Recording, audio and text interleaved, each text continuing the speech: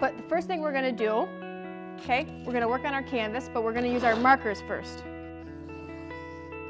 Perfect. One more time around. I'm someone who loves working with my hands. You know, I love building things, you know, printing things, just, I don't know, like using that part of my brain to be expressive. Make some big shapes.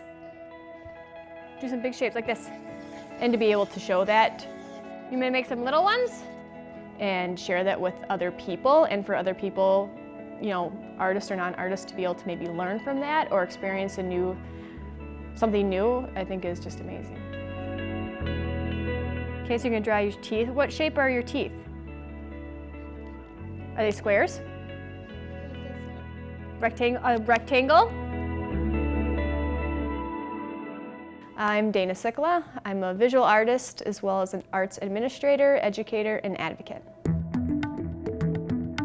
I'm a visual artist, so I'm practicing my own work and creation, but I'm the executive director of the 410 Project, which is a community art space. But then I'm an educator. I teach at Mankato State University. I'm on the board of our Regional Arts Council, as well as a board member for Minnesota Citizens for the Arts. So we're the organization that lobbies with the House and Senate to keep funding in this state for artists and arts organizations.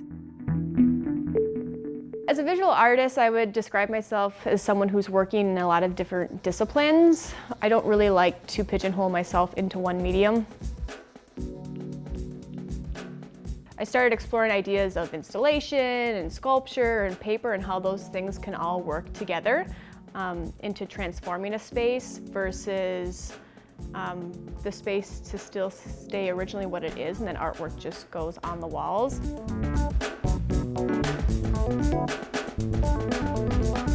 I think if the 410 wasn't in existence when I was younger, I don't think I'd still be living in this town, and I don't think I would be the artist that I am, or the practicing artist. So the 410 Project is a community art space that's completely volunteer managed. Just through the years, we've really developed as not just an exhibition space, but a community space where we offer classes for youth and adults, and teaching artists that there's more to being an artist than just making your work. You need to know how to display your work and how to be able to write about your work and to speak about it, and to really give people an opportunity to expand their career and their idea of who they are as an artist by helping move them forward into being successful and sustaining off of what they really want to do. Well, I would say the majority of the work that I do is not paid work. You know, so I always have a lot of people that come up to me, or when I'm doing interviews, they're always like, well, why do you give so much of your time? Or again, like, how do you make money, or what, you know, and I kind of got past the point that it's not about me. You know, it's about a bigger picture. It's about these other people. And that's what I'm passionate about. It's how do we use our talents and our passion to help other people feel that same way?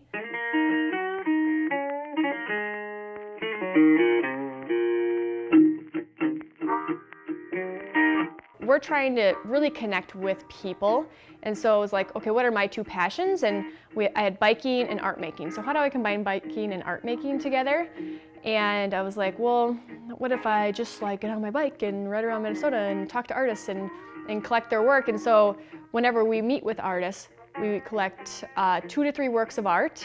Some people won't even put their artwork through the mail, but they're like, we'll put it on the back of a bike and it can ride 400 miles through rain and heat and all that stuff, and collect all the work. We bring it back here and we have an exhibit of all the work transported from the artists' studios or homes back here. So we have the work on display, but then we also have a documentary, again, that's about highlighting the trip, but also these artists and what they do.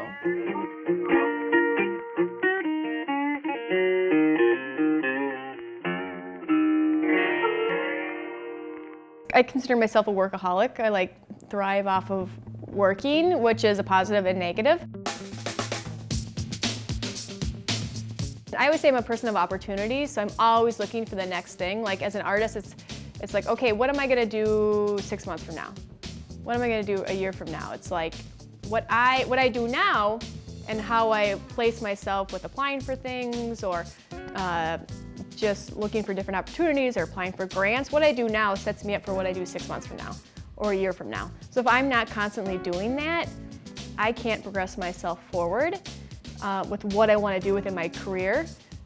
So it's really about constantly working, and again, eventually it will catch up to me, but right now, it hasn't quite yet, I guess.